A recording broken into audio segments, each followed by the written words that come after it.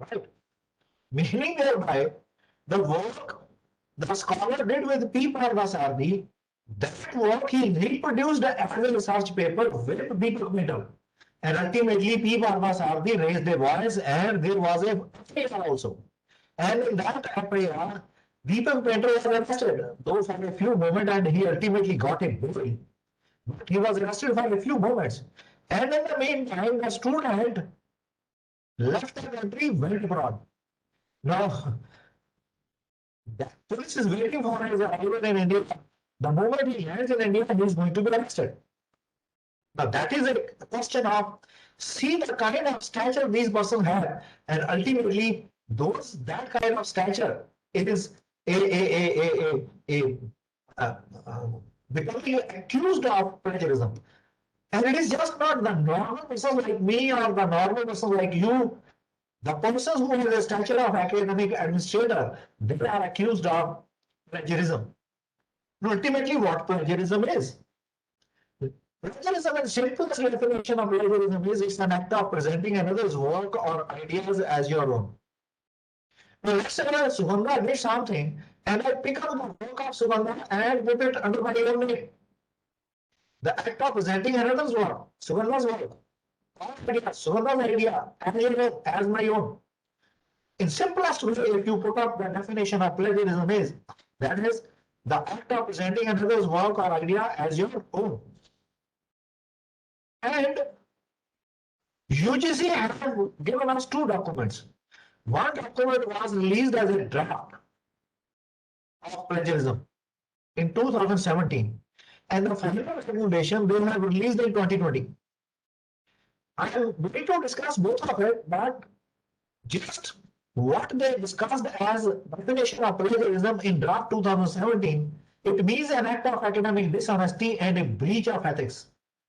It involves using someone else's work as one's own, and it also includes data plagiarism and self-plagiarism. Now, we will talk later on about in detail data plagiarism and self-plagiarism, but I'll give you a brief account of it. Now, data plagiarism is I use a data in thesis. Same data, I used it in my research paper also, without citing my thesis. Meaning that I have copied that data, used it for two different publications. I can get my thesis also published. I can get my paper published. But the data is same, which is written in your thesis, which is written in your paper.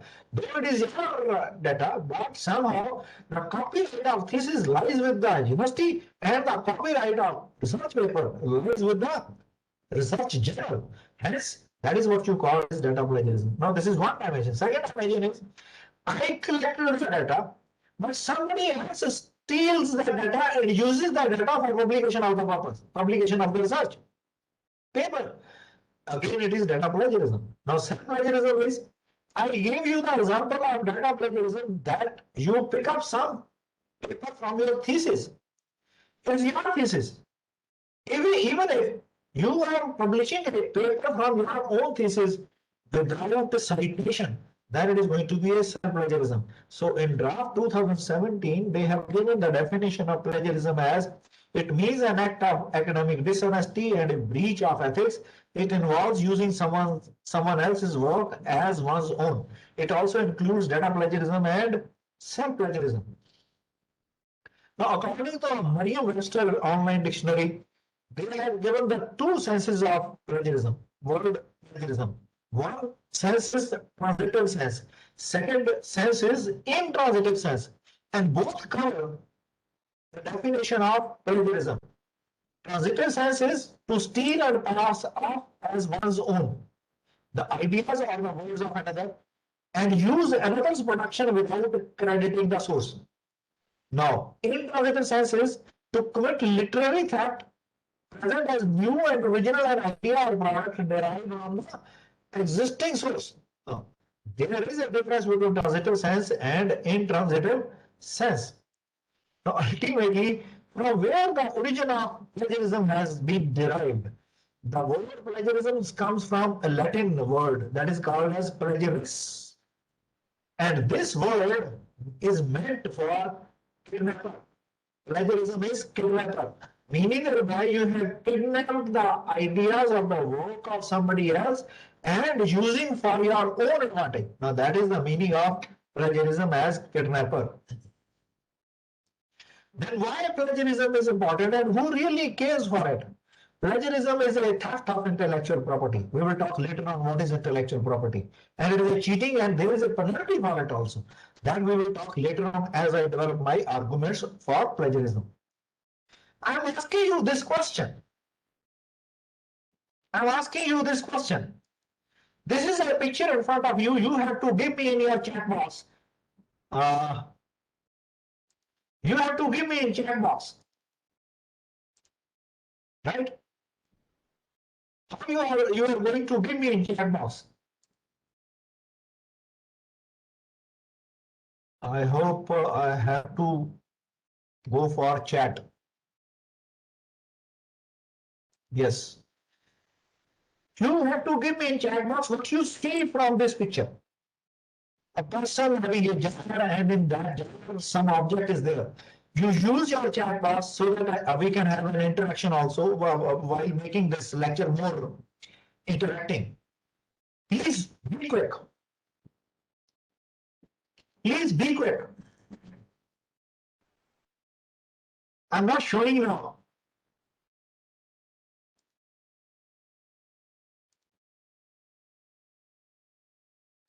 Again showing you.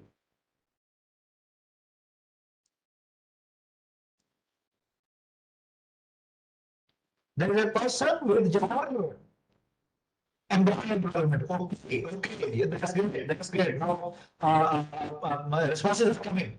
Please be quick because we have to complete this lecture with Maharaja. Be quick. Come on, come on. Otherwise, I will presume that you have left my desktop or laptops. All reflection. Okay, that's great. That's great. Come on, come on, come on. Punishment for wrongdoing. Okay, that's great. All reflection. Dr. Sifana saying all reflection. Sugandha? Sugandha? Dr. Sugandha? Yes, sir. Yes, sir. How many students are there in this MDP? Uh, sir, it's around 87. 87. And only 5 have given me the 5 have given me the responses. Participants, Maybe something otherwise another person. Okay, that's good. That's good. I want this what you could say, experience to be more interactive. You must have this kind of yes. experience.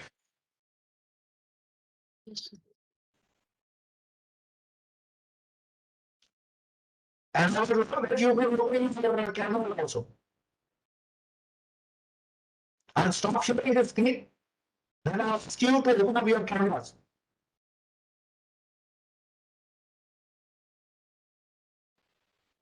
Okay. Uh, let's stop sharing screen. Open up your cameras all. Anjali Sharma ji, Akanksha Kadam ji, open up your cameras. Majid Singh ji, I know you are familiar and I want your faces to be seen to everybody. Akanksha Kadam, Anjali Sharma.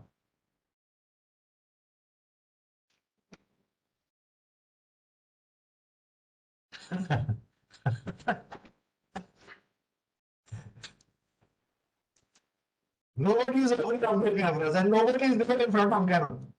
I hope they have connected it, but they are not having a session with me. Are you Mr. Camera? Can I see that you are with me?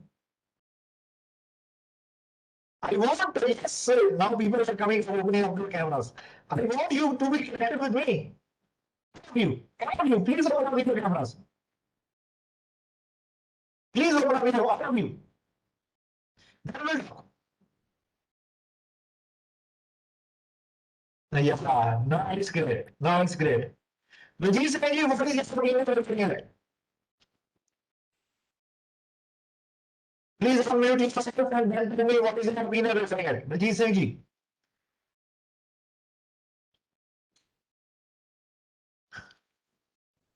Vijay Singh ji, are you listening to me? I have your good face. Your outlook is really good. But kindly explain what is your opinion regarding that social which I have shown you. Your voice is not so clear. Very sorry, sir. Voice is buffering. Now these excuses will come automatically. Because I ask you to open up cameras, these are all excuses. For the first about 20 minutes, I am talking, but nobody has given me this kind of complaint. But this complaint is not coming when I ask you to open up your camera. This seems to be ridiculous. Seems to be ridiculous.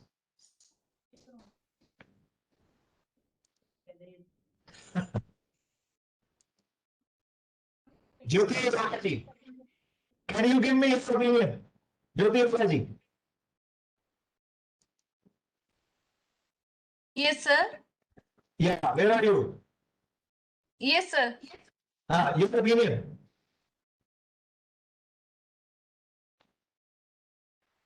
Sir, I can't hear you. Pardon, sir. Please, can you repeat again?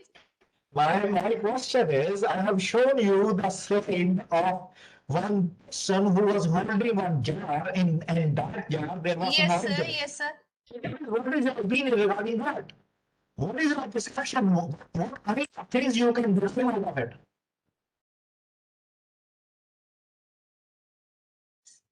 Sir, I could see a pig in the jar. Okay, okay. And what kind of hidden meaning of this is?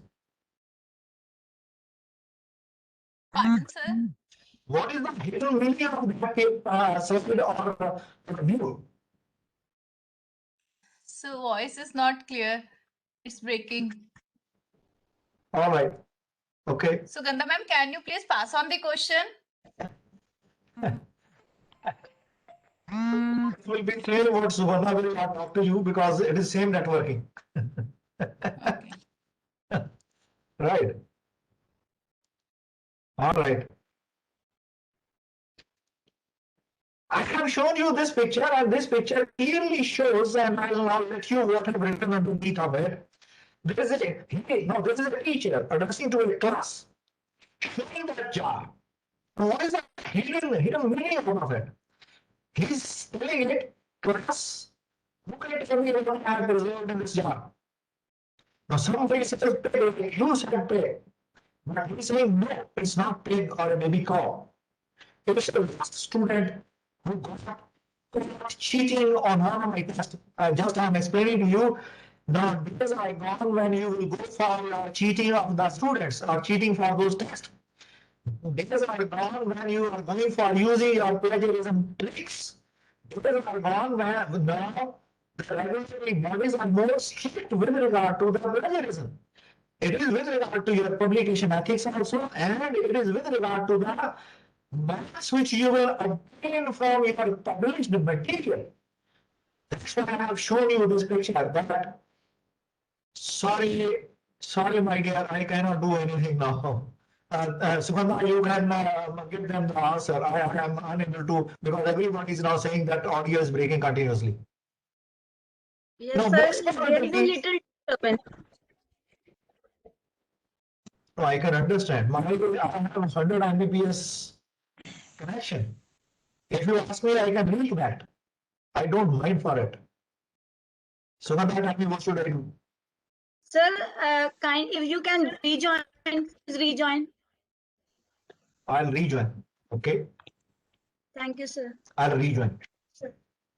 Thank you, sir.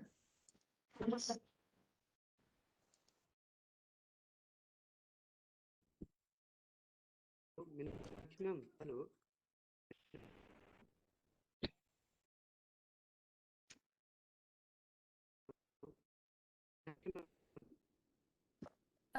हाँ जी sir, कोई शायद ma'am बोल रहे हैं। आपकी आवाज़ बहुत कम आ रही है, आपको थोड़ा सा वॉल्यूम बढ़ाना पड़ेगा।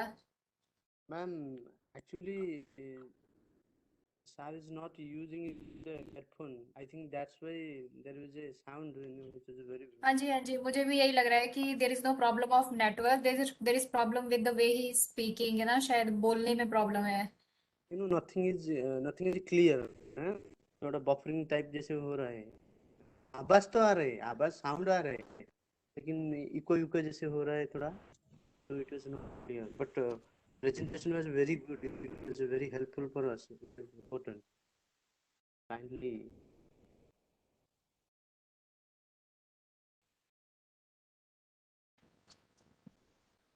Ma'am, have sir joined? Ma'am Sakshi ma'am may be mic की कोई प्रॉब्लम हो शायद. हाँ जी. है ना, थोड़ा एक्सक्यूज डिस्टेंस मैम करके sometime with computer mic it happens that अगर हम ज्यादा जोर से बोलते हैं तो आवाज उसमें क्लियर नहीं आती, तो या तो हमें आराम से बोलना पड़ता है उसमें, या डिस्टेंस उस हिसाब से मेंटेन करनी पड़ती है जो वेब कैम होता है उसमें.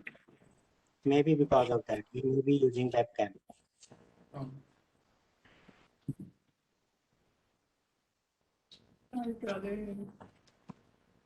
Ma'am, have sir joined? हाँ जी सर हैज जॉइंट. सर को मैं एक बार प्रेजेंटेशन राइट्स दे रही हूँ.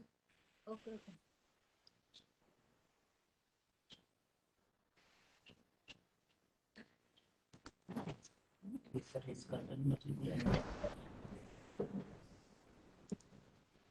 Meenakshi, I am audible. Yes, sir. Your voice is audible and clear. Okay. Sir मुझे लगता है प्रॉब्लम आ रही है कि जब आप बहुत ज्यादा पास आके बोल रहे हैं ना, तो शायद प्रॉब्लम आ रही है. तो All right. जब आप I'll try थोड़ा to सा manage. पीछे जा रहे हैं फिर ठीक आ रही है. I'll try to manage. I'll try to manage. हाँ जी, अभी बिल्कुल ठीक आ रही है. Okay.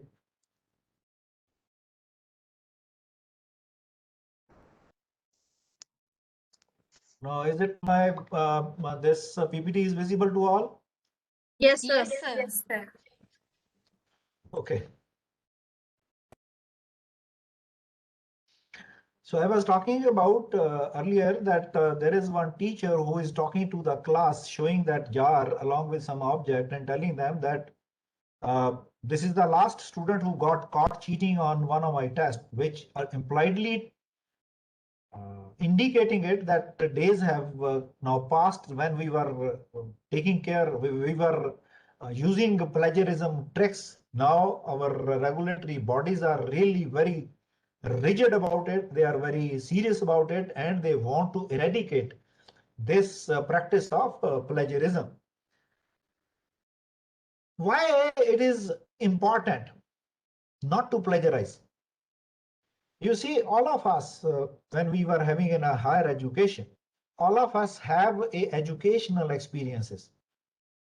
If in higher education also, especially when you go for PhDs or you publish your research papers, that is an addition of value over the existing knowledge. And whosoever creates that kind of additive value, that has an educational experience. And if you rob someone, let's say you created that addition of value and somebody robs you, how do you think about it? If you take care of that thought process, certainly then you will realize that one should not plagiarize. These educational experiences are involved with research. These educational experiences are involved with thinking. These educational experiences are involved with writing. Because you are going to learn to do research, you are helping to expand thought processes, and you are improving your writing skills, and you are trying to prepare presentations. And if those ideas robs by somebody else and that person uses those ideas, how do you think about it? And that robbing is ultimately is enriching himself and losing that credence of yourself. That's why it is important not to plagiarize. Again, there is an one issue in front of you. I again request you to use your chat box. Let me go to your chat box. Now, this one student came to a teacher asking him, really, someone told me it's not plagiarism if they are dead. What is your opinion if student asked to a teacher that the person was dead and he has every right to use the material of that dead person? Would you say that is a plagiarism or not? Your opinion. Sir, I Quickly, think that is plagiarism. That is you plagiarism, sir. kindly use your chat box, please. Just a Okay, request. sir. It is a plagiarism. Good. Yes, it is. It is plagiarism. Yes. Yes, sir. Still, it is a plagiarism. It will be considered as plagiarism. Great. I really acknowledge your participation. Now I hope I will be also enthused for making this kind of interaction. You all are right. This is a plagiarism. Person is alive or dead. If you are using the material of that person without acknowledging the source, without citing the source, that will be considered as plagiarism. We cannot use someone's work even posthumously. I really appreciate you that you are now coming up with your ideas. True. I acknowledge your views on chat box. Thank you very much. These are few terminologies which we would like to again share with you, that what plagiarism is, what we have already taught, that it is a attempting to pass it on the ideas or the material as your own. Now, one more issue is, which is again a very important issue, which we must understand. That is a case of copyright. In Indian Copyright Act, 1957, Section 2, there is a definition of copyright which we must understand, that how Copyright Act is integrated with the definition of plagiarism. I'll read for your comfort. Copyright is a bundle of rights given by the law to the creators of literary, dramatic, musical, and artistic works and the producers of cinematograph, films, and sound recordings. The rights provided under copyright law include the rights of reproduction of the work, communication of the work to the public, adaptation of the work, and translation of the work. You see, our Indian Copyright Act have given number of added advantages over and above, not to the copyright holder, but to the other persons also. How these are given? I'll show you one more definition which is given by US Copyright Office. Now, US Copyright Office have given a copyright is a form of protection provided by the law of the United States to the authors of original works. Underline this line, original works of authorship. Now, in Indian Copyright Act, they are talking about creators of literary, dramatic, musical. Here they are talking about original works of authorship. There is a difference between original authorship and the creator of literary, dramatic, musical, and artistic works and the producers of cinematograph, films, and sound recordings, including literary, dramatic, musical, artistic, and certain other intellectual works.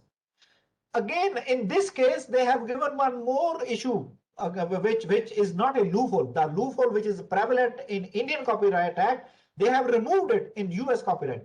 The protection is available to both published and unpublished works, which is not available in Indian Copyright Act, which is available in US Copyright Act, that this copyright is applicable to published and unpublished works. But in Indian Copyright Act, this has not been clearly written, and it has been written, the rights provided under copyright law include the rights of reproduction of the work, communication of the work to the public, adaptation of the work, and translation of the work, right?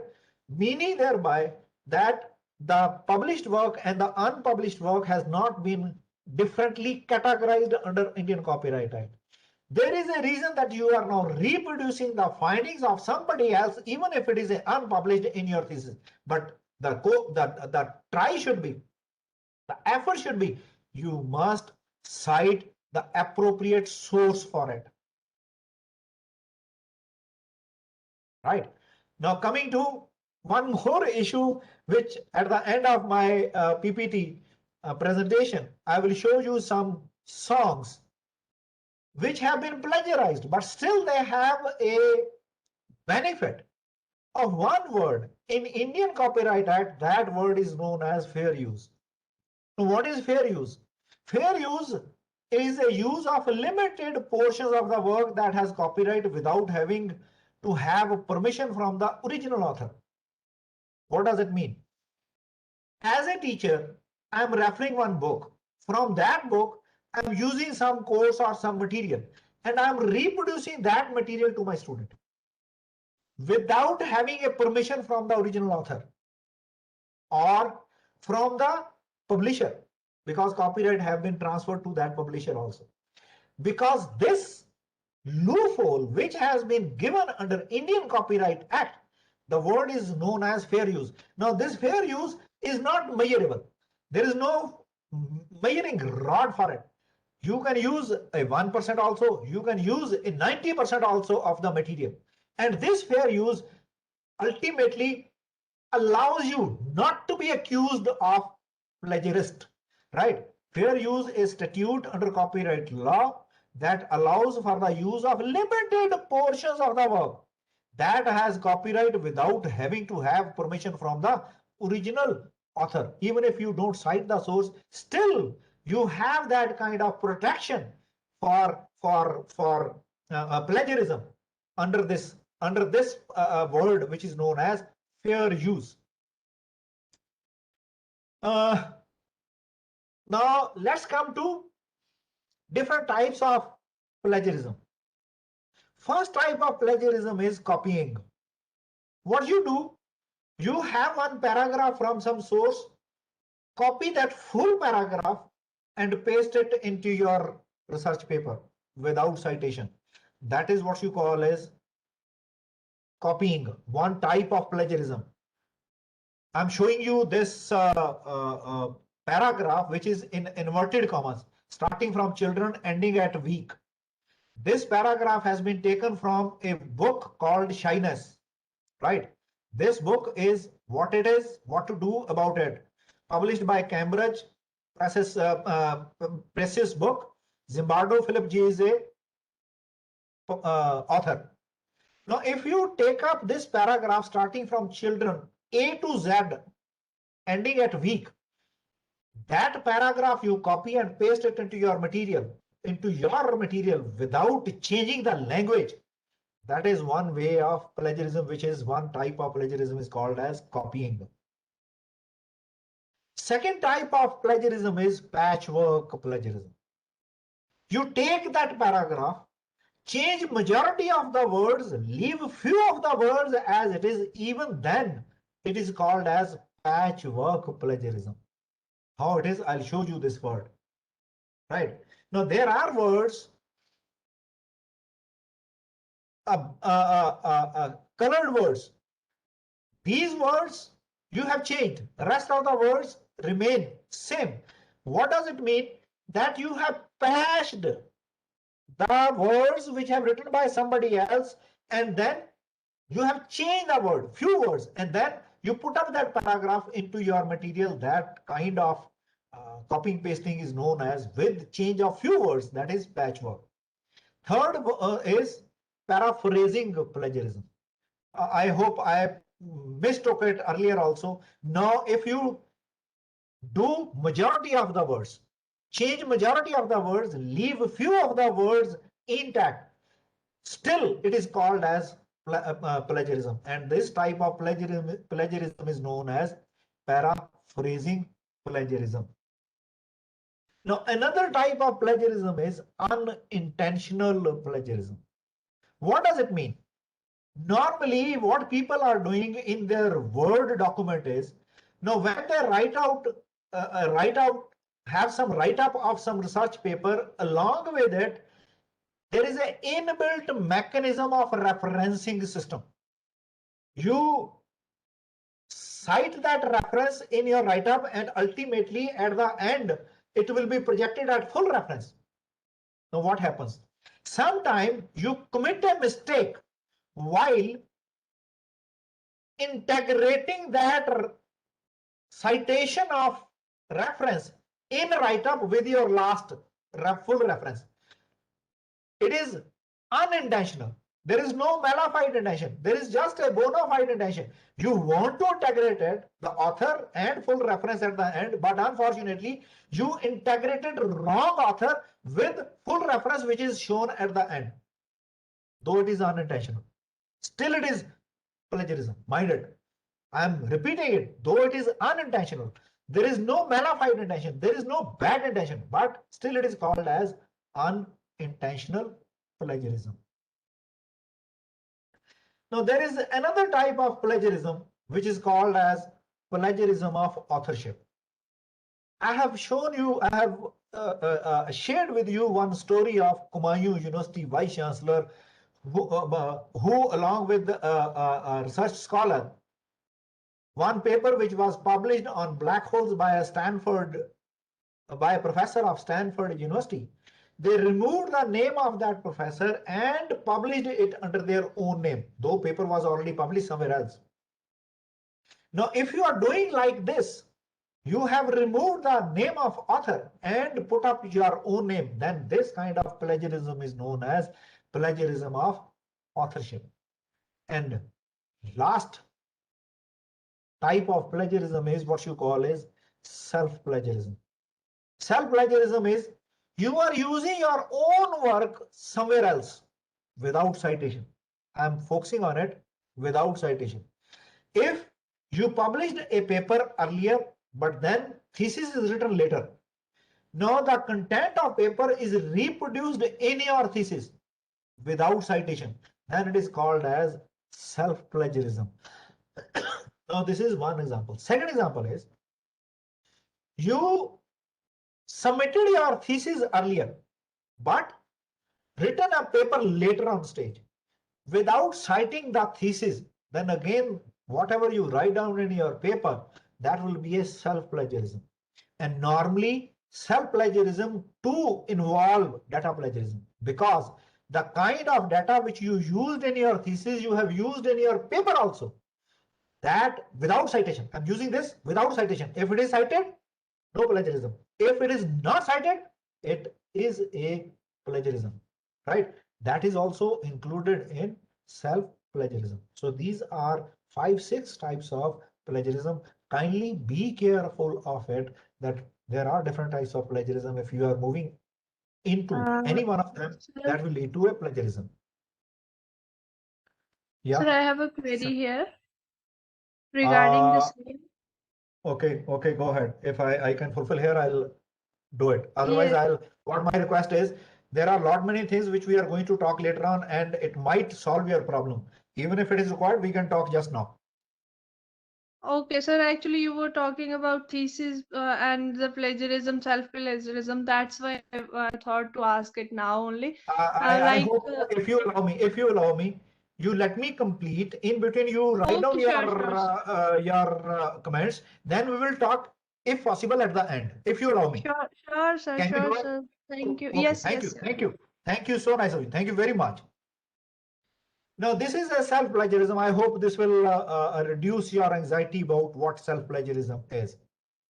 Because UGC, there is a source which is written under here. It is a very latest source. UGC notified one letter on 20th April 2020, citing what self-plagiarism is. Right? Let me read for you and then we will discuss. Self-plagiarism is reproduction in part or whole. That's what I'm talking about. That if you take up some content out of your research paper and put up in thesis, or some content from thesis put up in your research paper, part or whole of one's own previously published work without adequate citation or proper acknowledgement. This is the most important part. Without adequate citation and proper acknowledgement, claiming the most recent work as new and original for any academic advantage amounts to text recycling. So plagiarism has a self-plagiarism has a synonym which you call as text recycling. No, text recycling is not acceptable. No, text recycling includes what? There are 5-6 variables under it, or you call dimensions under it, or you call parameters under it. republishing the same paper already published elsewhere without due and full citation. 1. Publishing smaller or excerpted work from a longer and previous without due and full citations in order to show a larger number of publications. Reusing data that I was talking about, reusing data already used in your published work or communicated for publication in another work without due and full citation. What at the end I'm talking about is you must focus on due and full citation. Breaking up longer or larger study into smaller sections. Now you have 4 objectives of your thesis. You prepare one paper on each objective and then publish it. If now this is a longer and larger study, breaking up into a smaller sections, and then you publish it. And publishing them as altogether new work without due and full citation, that will be a text recycling, or that will be known as self-plagiarism. So paraphrasing, I have already shown you what paraphrasing is. That the majority of the words within a paragraph, even if it is changed with your own language, but few words is left with the language of earlier author, it is a paraphrasing plagiarism. So paraphrasing one's own previously published work without due and full citation of the original. So these are 5-6 parameters which will ultimately include in your text recycling or self-plagiarism. So now what are the consequences? What UGC says? Self-citations do not add any number to individual citation index. Now when there is a citation index, your own self-citations will not be included in that. Now that is one. And if there is a self-plagiarism found, then you will be penalized. Vice chancellors, selection committees, screening committees, IQAC, internal quality assurance cells, and all any experts involved in academic performance evaluation and assessment are hereby strongly advised that their decisions in case of promotions, selections, credit allotment, award of research degrees must be based on the evaluation of applicants' published work. To ensure that the work being submitted for promotion is not self-plagiarized. And if it is found self-plagiarized, you will be penalized. Your promotion can be stopped, your increments can be stopped, and even your recruitment can be stopped. There are penalties which UGC have recommended in their final regulations, which we are going to talk later on. Right now, this is again an I'm showing you one caricature. One student is talking to his professor again. Your comments in the chat box. He's talking about plagiarism. But my roommate gave me permission to use his paper and said I didn't have to cite him. Do you think even if a roommate gave a permission, not to cite, and you took advantage of it, now this is a plagiarism or not? Yes, sir. Yes, sir. Now coming. Oh, yeah. Good. Number of responses are coming out. That's great. He can use it, but with citation. Okay, that's good. Yes, sir. Okay, it is. It is. Yeah, it is. Yes, yes. I agree with you that yes, even if roommate orally have permitted him to use his material without citation, but your ethics must be in that direction that you cite and acknowledge the credit of your roommate. If you don't acknowledge the credit despite of the fact that the person have given you a permission, then you didn't cite it, it is amounted to plagiarism. And if you cite it, whether the permission is taken or not, it will not be a plagiarism, right? That is for your information. Sorry, you cannot use someone else's paper, artwork, or presentation without proper citation, even if he gave you a permission, right? Now that's what we already have talked about. Now another contemporary issue, again use your chat box. Now there is a free start which is available on web. Can you use that free stuff without citation? That is a question for you. That is a question for you. No, sir. No, sir. Okay, come on, come on. No. No. Harsh, Sugandha, Sania, Neha Kharwanda, Mandeep Kaur. Oh, that's great. No, sir. No, sir. That's good. Even if it is a free stuff, but that stuff is available on some website, meaning thereby the ownership of the copyright of that material is lying with that website. Then, even if it is freely available, it is your ethical behavior. You must cite that website and acknowledge the credit of that website so that it is not included in your plagiarism definition. Otherwise, it will be included in your definition. That is one. Now, another issue in front of you. These are all contemporary issues. Now, there are research papers which are available on different websites. And those research papers are available on purchase basis, on sale basis. You can purchase that paper by paying that amount to the website. Now, when you have purchased that paper, can you think of that without citing of that paper, is it plagiarism or not? Question to you. Question to you.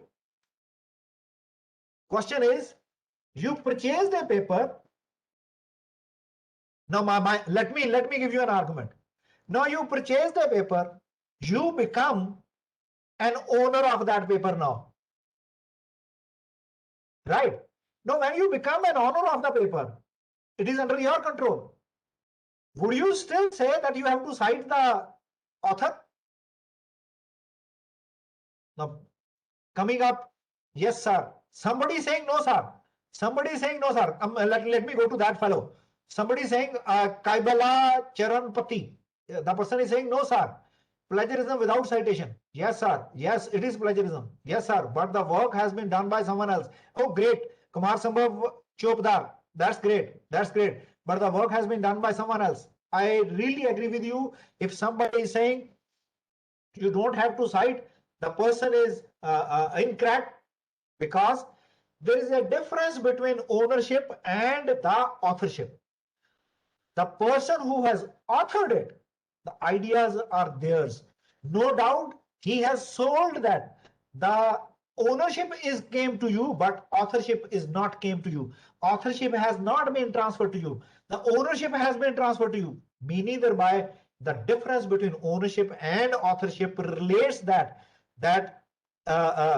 you are bound to cite the author in your research. That will not lead to plagiarism. If you are not citing the name of author, then it is going to be a plagiarism, despite of the fact that you have purchased the paper. We can use that paper for reference and can write in our own words. Okay. Now this is again a critical issue in front of you. I'm giving you one scenario. One scenario is a bishop in the church is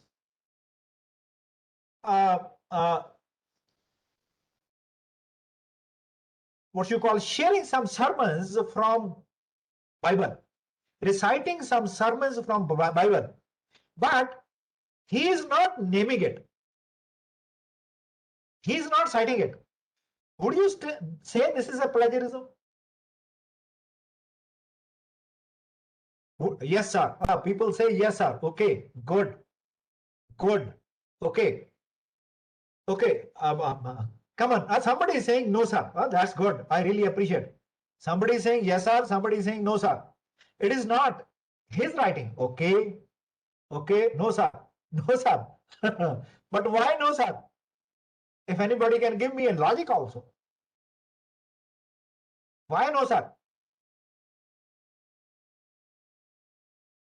It is a common knowledge. Okay.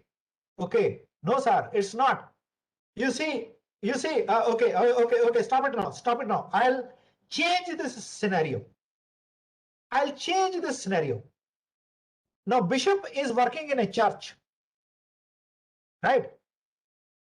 It is almost his job to recite sermons from that book which is related to that particular religion. Now, if a bishop in a church reciting some sermons from a book of another religion, let's say Gita or Ramayana or Guru Granth Sahib, without citing it, now tell me whether it's a plagiarism or not. Then it is not a plagiarism, sir. He is just reading it. Okay. No, sir. Okay. Great. Because he is reciting some sermons without citing that book, Gita or Ramayana or Guru Granth Sahib. In church. I'm talking about in church. Mind it. In church. Okay. Let's open up cameras. I hope that will have a good interaction. Let's open up cameras.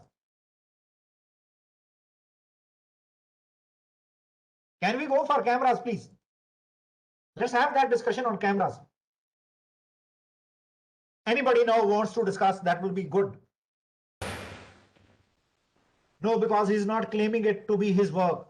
He's not claiming any authorship. No, sir. No, sir. But the bishop always talks about source. Okay. No, sir. There are a number of responses are there. My first question is, if a bishop in a church reciting some sermons from Bible without citing it, it's a plagiarism or not? You can unmute yourself and then we can discuss. Anybody? Quickly. Yes or no? Sir, in church it should not be plagiarism, but when it is considered as a religion issue, No, then it is not a religion. You just focus on. No, sir. A person, a bishop, not a person. Bishop in church reciting some sermons from Bible, but not citing it. Is it a plagiarism? You say your name is Kumar Sambhav Chopdar. You say it is not plagiarism. Anybody else? Sir, I think it is not plagiarism. It is not plagiarism. Okay, I'll not change the scenario. I'll not change the scenario. Scenario is a bishop in the church reciting some sermons not from Bible but from Gita or from Bharata or from Ramayana or from Guru Granth Sahib, without citing it. Without citing it. No, sir. Again, repeating it. Without citing it. Is it a plagiarism? Yes, sir, maybe Sir, because it it is not his professional work, professional duties. How can we define professional It is duties? plagiarism. How can we define professional duties? So, like if teacher uses someone else's work for teaching, so it is not plagiarism. One by one. Let's go to Jyoti Roda. Jyoti Roda, you first of all complete, then we will go to somebody else. So, like if a teacher uses someone else's work for his or her duties, teaching Okay. profession, so it is not plagiarism. Likewise, I was correlating if that person, if a bishop, he's using Bible for his professional duties, maybe it is not plagiarism. Okay. Now I'll change another scenario. A priest in Mandir. Sir, Hold on, please. Hold on. A priest in Mandir reciting some sermons from Bible without citing it.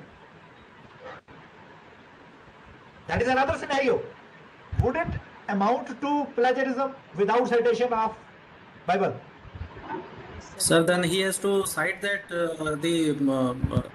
the thing with which he is telling or saying, it is written in Bible. What is the reason? What is the logic? I agree with you. First of all, Kumar Sambhav, I agree with you. But the question is logic. Because there is a difference in religion, sir. There is a difference in religion. Just not religion. Anything else? I'll add to it. Anybody else who wants to contribute towards it? Sir, in both I the think it is a situations, plagiarism. it is plagiarism. But it is Anjali. Let Anjali complete. Then I'll come to you. Please give me some time. Anjali, go ahead. Sir, I feel in both the situations it is plagiarism because he has to quote the Bible or any other religious book, because if just not quoting, that means he's saying that these are my own thoughts. He may All right. change the language of whatever he's saying, but then also he has to say that so and so and so and so book has said this. All right. Narinder, your turn. Yes, sir, I agree with Anjali ma'am. It is a plagiarism because Okay. whenever we are teaching in a class, we refer to any religion or anything, we refer to the person who has given that idea. So it is our moral duty to give due credit to that person or that book wherever we are talking about or wherever we are taking that idea. So maybe that it is not a plagiarism on legal terms, but it is plagiarism on ethical terms. Okay, now these are your opinions. Let me give me some technical issues in it. One issue is when a person is in church, because of that religion, what book is assumed to be referred? I'm using simple term. What book is assumed to be referred with regard to that Bible, sir. Bible? Meaning thereby, if a priest whose job is to recite sermons in church, I'm using this word in church, it is a nature of job, it's a place also. Nature of job, it's a place also.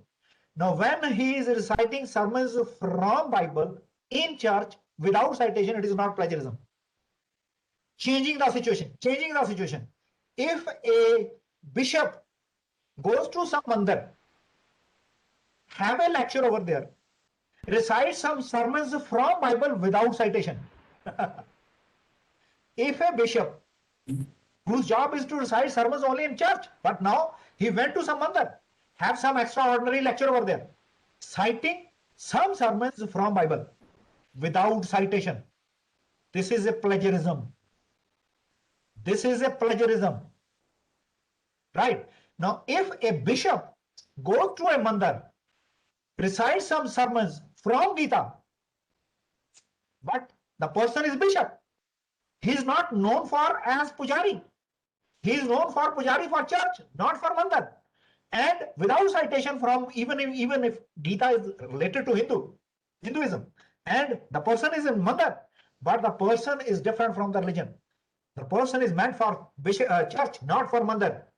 Again, then this is a plagiarism. That's the way you are going to analyze these issues, right? How plagiarism happens and how plagiarism doesn't happen, right? I have given my arguments. Now I'm going again on my presentation. Where is my presentation? Yeah, here it is. I have given my presentation. To respond to the charges, yes, much of the last week's sermon was lifted from the scripture, and no, I don't consider that plagiarism because his job was to recite sermons from the book which is directly linked with that religion of Christianity. And churches are meant for Christians. Hence, he is using some sermons from a scripture. There is no confusion of plagiarism. But when he moved to some other institution like Mandir or let's say Gurdwara, uses the sermon from scripture of Bible and then he doesn't name their site there in Gurdwara, then the plagiarism there it is going to be a plagiarism. No, that is an argument for it. Another question. Again, now you can use your chat box. The lecture which I am giving to you, can you record it without my consent and use it? No, sir. No, sir. Okay, that's good. No, sir. No, sir. That's good. It's true. The lectures by our professors are protected by copyright law. If you use their ideas, you must give them credit. Do not do so is plagiarism. Now, what is the reason? When a professor is giving a lecture, he is giving a lecture not from one book. He is giving a lecture from the material collected from number of books. Right? Meaning thereby, because professor itself is protected under Indian copyright law, that clause which I used about fair use.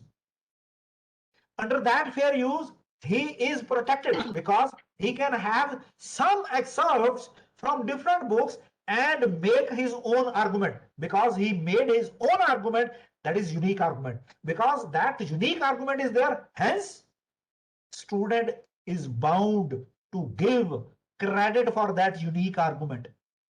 That's why the lectures by our professors are protected by copyright laws. Is that case also we have to cite it? Anjali, you keep it to you at the end. You ask me, I could not get you. Is that case also we have to cite it? That we will talk at the end. The lectures by our professors are protected by copyright laws. If you use their ideas, you must give them credit. You must cite the name, give a full reference of that. And if you don't do it, that is a plagiarism. So one more contemporary issue is there.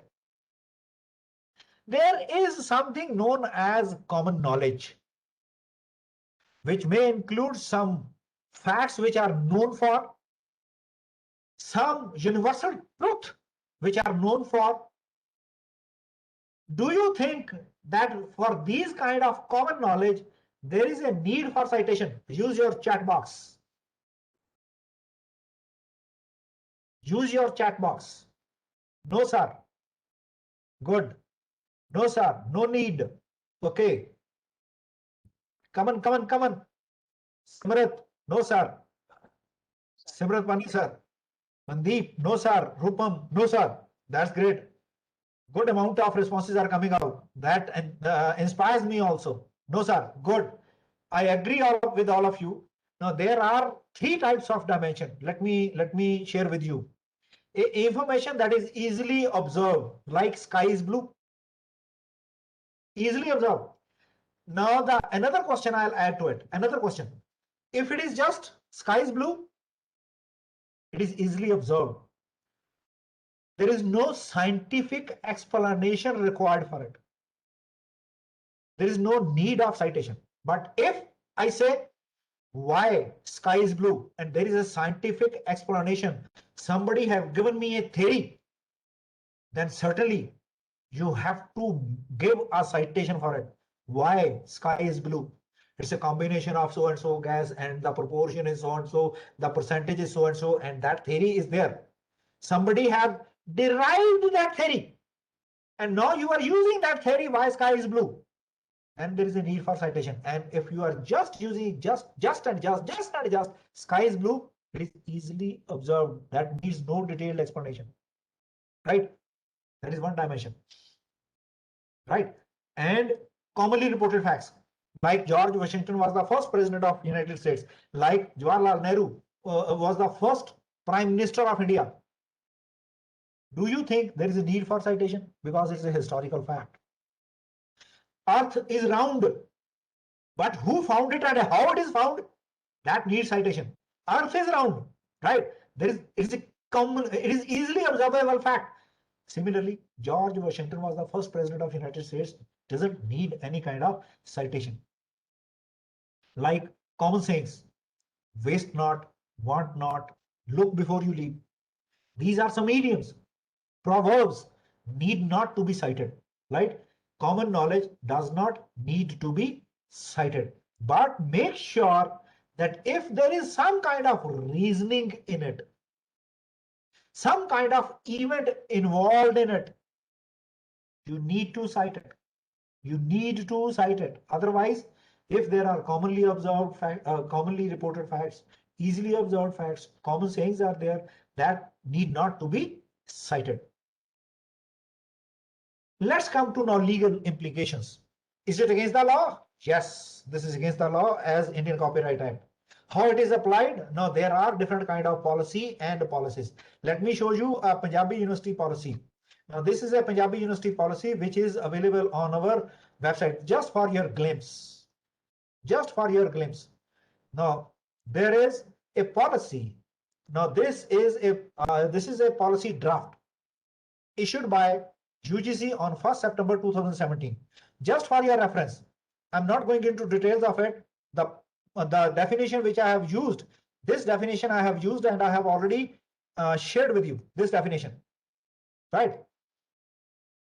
Some more information. It has objectives, it has duties of higher education institution, then awareness programs, then curbing plagiarism. There is a mechanism also how to curb it, and then similarity checks included from plagiarism, which we will talk later on. And finally, there is a academic misconduct panel. This is a mechanism within your organization, PDA, but this is under draft only. In final regulation, there is a change. There is a change. And then there are penalties. Penalties have also changed in final draft. We will talk later on. This is just for your reference that what draft regulations were issued, and then there was some discussion. And finally, they have released the final regulations on plagiarism by UGC in 2020. This draft regulation, I have already talked about plagiarism, a definition. But what has happened in 2018? Just a comparison. Definition: plagiarism is an act of academic dishonesty and breach of ethics has been removed. Now, plagiarism means the practice of taking someone else's work or idea and passing them as one's own. In 17 draft, it involves using someone else's work as one's own.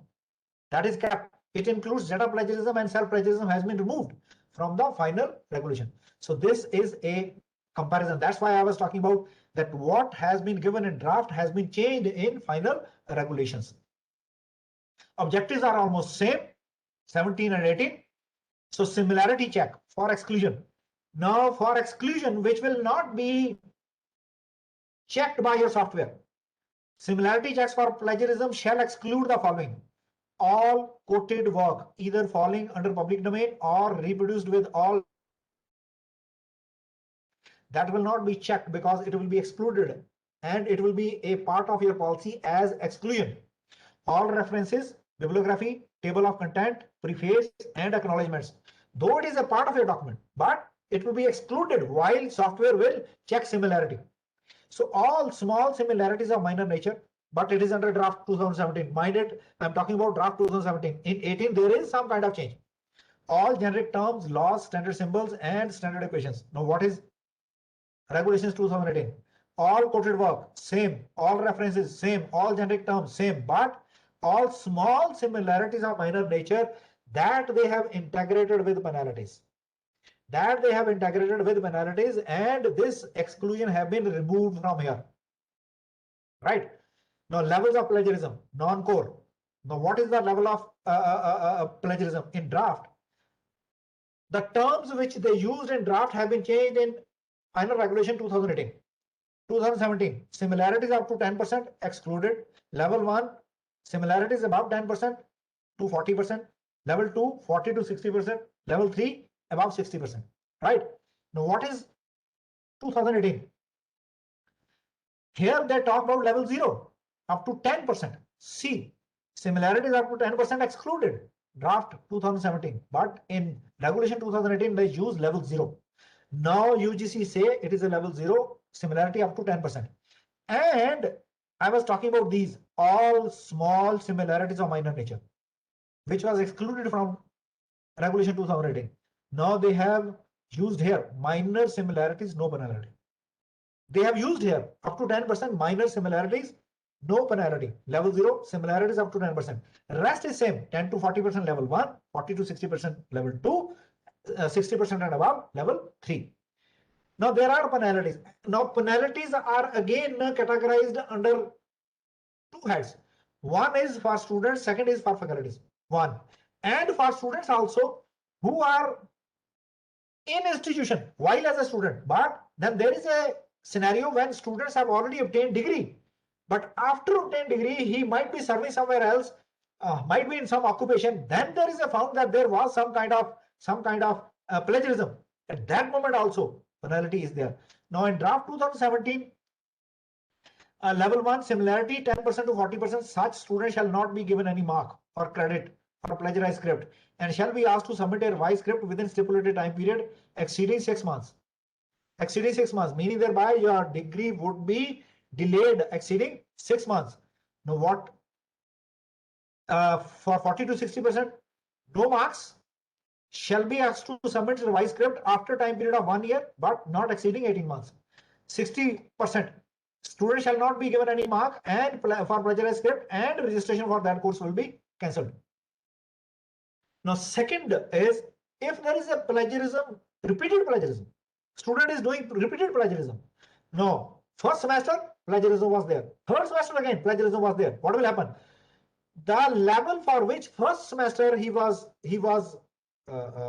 penalized. Let's say at that no level at but he was penalized for any level. Let's say in the third semester he has a level 2. Now he is going to be penalized because it is a repeated plagiarism. He is going to be penalized for level 3 rather than level 2. Such student shall be punished for the plagiarism of one level higher than the previous level committed by him. Previous level 2, semester 3. But in semester 1 he was also found plagiarist. Because he has a repeated habit of plagiarism, now he will be penalized not for level 2, but he will be penalized for level 3. Now that is what is there. Penalty in case of a degree and credit already been obtained. That was also talking about. Now in this case, if plagiarism is proved a date later than the date of award of degree, his degree or credit shall be put in abeyance period decided by AMP or PDA. That was the mechanism, right? Now that's what is there are 3 scenario which will be emerging out of. Now that is again in draft, but that has been changed in final regulation 2018. Let's go for faculty in draft 2017. That was for students, now faculty. If it is similarity between 10 to 40%, shall be asked to withdraw manuscript, shall not be allowed to publish any paper, minimum period of 1 year.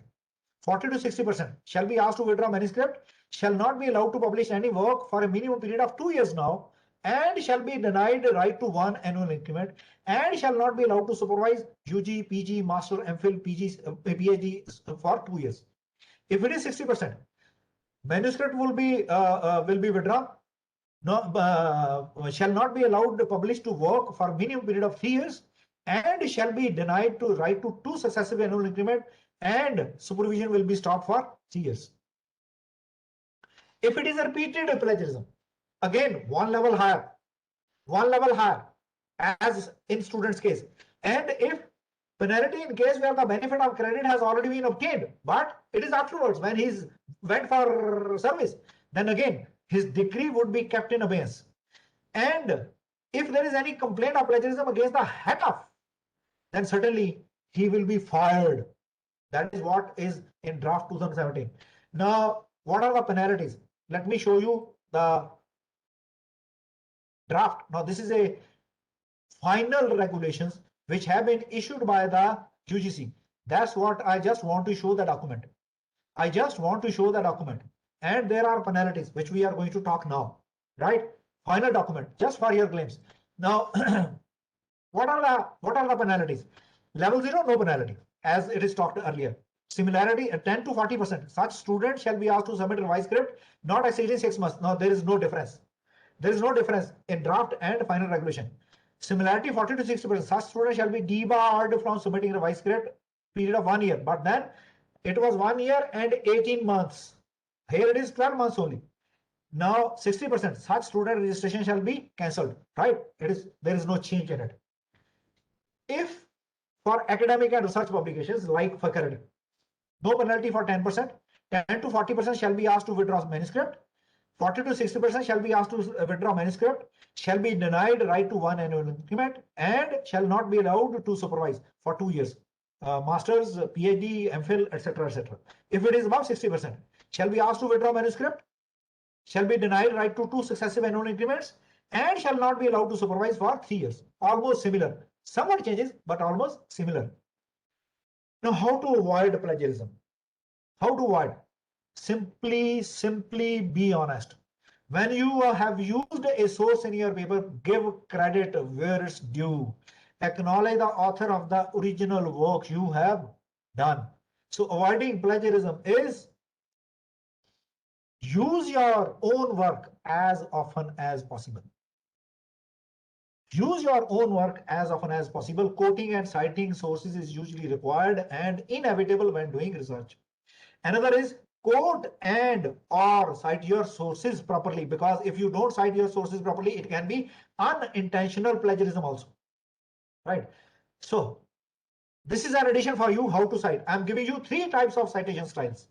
One is MLA, second is APA, third one is Turabian. MLA is Modern Language Association, APA is American Psychological Association, Turabian is Chicago manual style. MLA, modern language, and this is commonly used in field of language, literature, rather humanities. APA, American Psychological Association, is mostly used frequently in social sciences like education, psychology.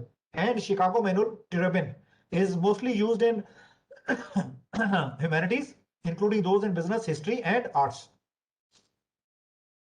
So how to use proper quotation and how to use proper citation? Let's say MLA, I'm talking about MLA quotations. There are 3 types of quoting for any kind of quotation: indirect, direct, paraphrasing. How to use indirect? I'm talking about same which I used for types, telling you types of plagiarism, Zimbardo. Some researchers, now it is indirect, what you call direct and indirect when you write down passages in your English. Some researchers note that so and so, Zimbardo 62. Now how to say direct? Zimbardo notes, see the difference. Some researchers note, Zimbardo notes indirect. When it is paraphrasing, some researchers have observed that children so and so, Zimbardo 62. Just jot it down what is written in brackets, Zimbardo 62, how it is written. And when you go for APA, this is going to be changed, right? In direct also it is going to be changed, in paraphrasing it is going to be changed. Now how to write citation? That was when you write down in paragraph, right? How to use citation at the end.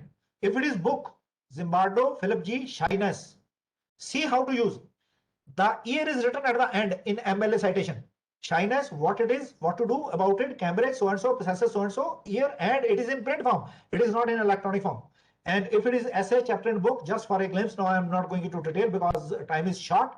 If it is an article, you are going to write down like this. If it is an article from database, you are going to have like this. If it is an entire website, you are going to use like this.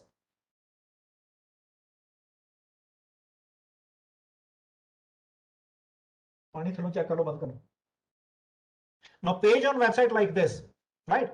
Now when it is going for AP and Chicago are same, right?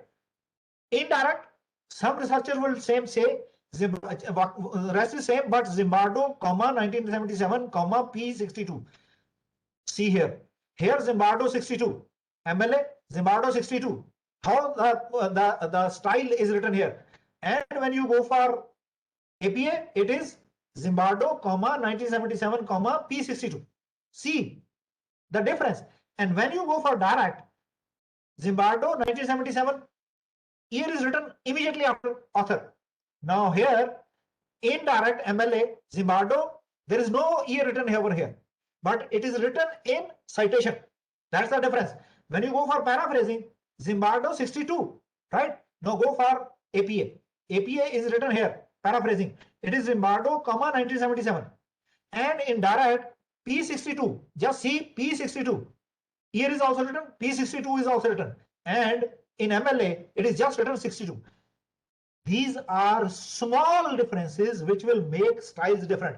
I have given you MLA quotations, I have given you APA, I have given you Chicago, right? And when you go for their citations, APA citation, how it is different from MLA citation at the end.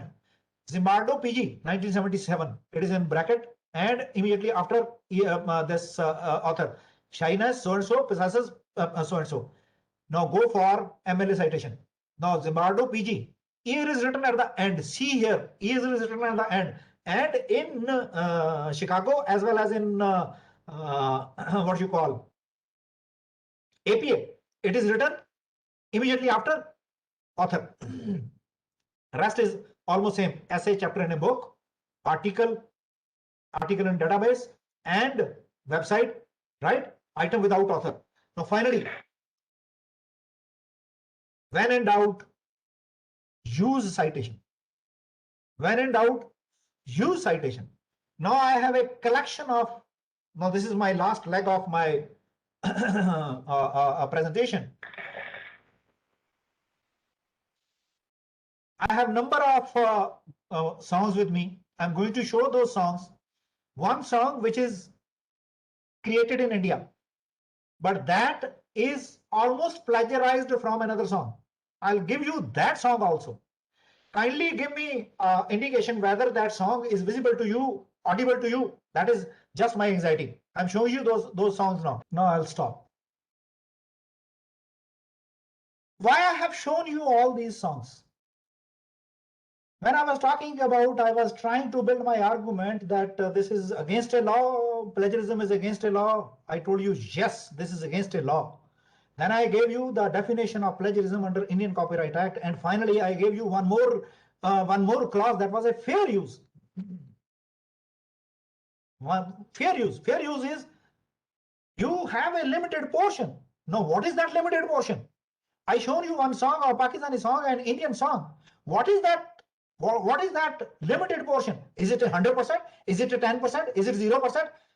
Nobody knows. And Indian musicians took protection under that clause of fair use. And that fair use have given them a lot of leverage. And then they say, we are inspired from that song. Now there is an inspiration. I could not find any distinction between that song and the song which was created in India. And still, that is not plagiarized. That is not plagiarized. That is a loophole. That is a loophole. And if you go for US Copyright Act, where I was talking about original authorship of the work, when you go for original authorship of the work, then original authorship is Pakistani song. And that song becomes a base for Indian song. Ultimately, you cannot use that. No, sorry, they cannot use. They cannot use because original author is somebody else.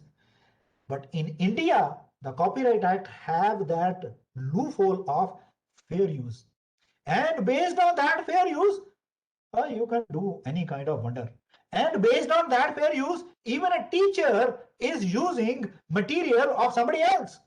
Without citation, because that is a fair use. That is a limited portion.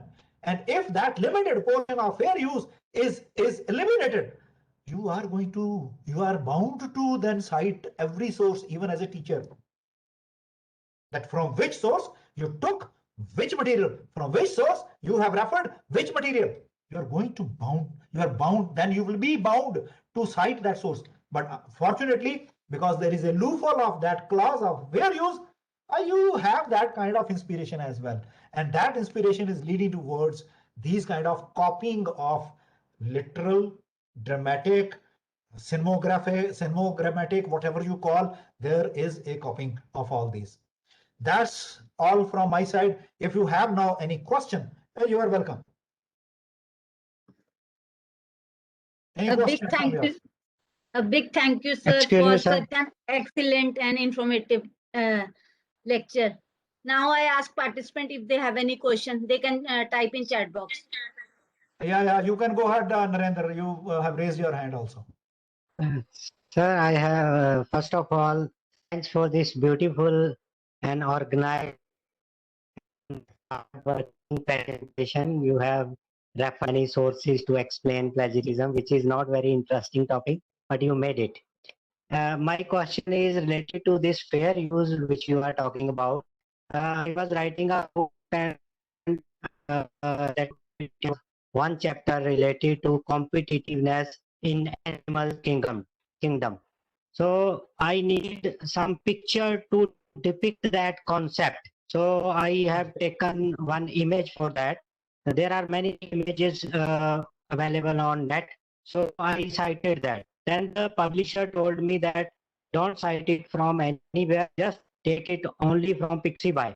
But I was not able to find appropriate picture for that. So what should we do in that case to use the appropriate images for that, because we cannot make such images? You see, Narendra, my opinion is very simple.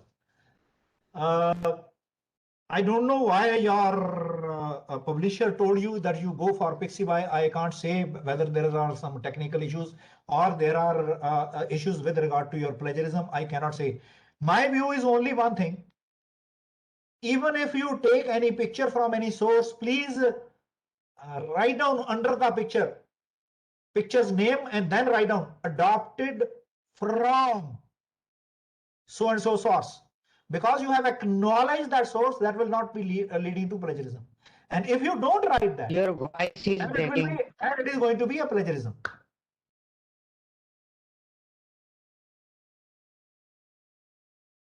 I hope there is a network issue with him. Anybody else? Any other question? There was one question by Anjali Sharma. I don't know, because there is a long list of chatting. I have to find out. Excuse me, sir. So I also asked question during Who's the there? session. Who's there? Also. Sir, Please it's introduce Mandeep yourself here. and then come. Sir, I'm Mandeep here. Okay. Sir, I have a query regarding thesis writing. Okay. And I have seen many theses, like people have written and published the papers, and they have reorganized them in form of chapters to make their thesis. Is it an Okay. ethical way of writing that thesis? They are available on Shodh Ganga, like they are published now. No, Mandeep, let me first of all replicate the question which you have asked me, so that I can understand what is your issue in it, a legal issue in it. What you are talking about, that there is a thesis and it has a different chapters. People pick up different chapters from different theses and made up the thesis of their own. This is your question? No, sir. My question is, like, if I publish 5 papers and I arrange them as my thesis, is it be an ethical way of writing thesis or not? This is an ethical way of writing your thesis. The only issue is what got published at the first stage. If you got your papers published, meaning thereby when you are writing down your thesis, then you have to cite your paper in your thesis as well. Yes, Then you are going to avoid self-plagiarism. Otherwise, it is going to be a self-plagiarism. Like, I will properly cite it in every chapter, but can I use the same material, like the whole paper as it is as a chapter? Is it an ethical way? Like, I have seen many Because- many theses. Let me build an argument. One issue is because when you publish that paper, that means that was your baby. Yes, sir. It was your baby. You delivered it. You delivered it means that product was formed and created by you, authored by you. Though number of sources you used and you have already acknowledged those sources, but when you created that paper, there was some kind of unique idea in it which will give a authorship to you. Yes, sir, I agree. Till this stage, I hope you will agree with me. Now, this is one. Yes, sir. When this is a unique idea which have been authored by you and got published. Now, this unique is your baby. And if you are using that your baby into your thesis, who will object to it? One. Right, sir. It Sorry. Let me complete. Second issue. It is not who will object to it. It is you have to cite your also, because it is published, because copyright ultimately have been transferred to that journal also, right? Yes. That means now you are going to cite your name with the title plus the journal. You have acknowledged it that it is published somewhere else, but now it is there. Now you are talking about whether 100% writing in the paper can be taken as a chapter in your thesis. I hope that is your question. Yes. It can be. It can be, but there are going to be modifications. Now, in your writing a paper, you have different kind, because every journal have a different kind of pattern. Now, when they are going for introduction, certainly that introduction too includes review of literature and need of study. But in your thesis, introduction chapter itself is a separate, review of literature is separate, and also research gaps and need of study would be in the separate chapters. Meaning thereby, you have ultimately broken off your paper into different chapters. It is not altogether same chapter, same paper as one chapter. I hope that is not possible in thesis. Yes, yes. So we have to break it into different parts. Like we cannot include everything. If it is a review paper, I cannot write the whole review paper in the review chapter. I have to put the introduction part in introduction chapter only. Exactly. Yes, sir. But then you again you have to cite it. Mind it. If you cited it, every problem is solved. Like the diagrams also, I have to cite the diagrams also that I have I taken couldn't in get you. them Now from. let's say there is one table, and you have presented that table in the form of graph, right? Because graph is driven from your table itself. Now that is one dimension. You have to, as at the note, at the source, you have to cite down. This graph is made from table number so and so. Citation हो गई? Citation हो गई automatically. Now that is one. If say you took some graph or picture, pie chart or bar chart, let's say from RBI bulletin. You get a soft copy, RBI bulletin. RBI bulletin have their own source. Right? Now how you are going to cite that source? That is again an issue. Now the title of that table you will write down as there, as a source, title of the table.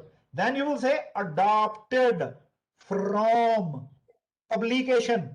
What is the publication title of that RBI, right? Then full reference of that.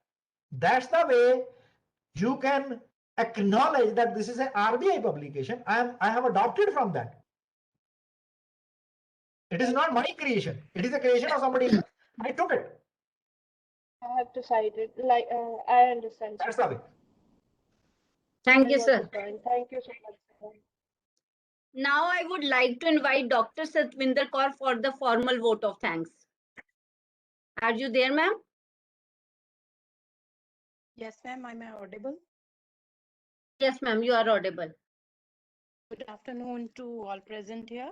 I am Dr. Satveer Kaur, Assistant Professor in Maharaja Agustin University, Baddi. So today on the behalf of the GGST College, Khedibnoor,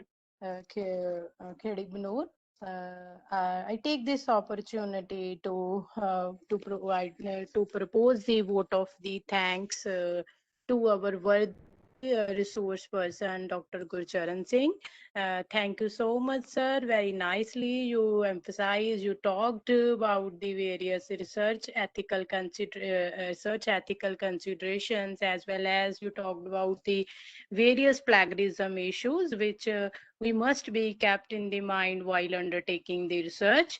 And thank you so much, sir. It was really a very wonderful session, very informative session. We are really enlightened with your knowledge and the present. Thank you. Thank you so much, sir.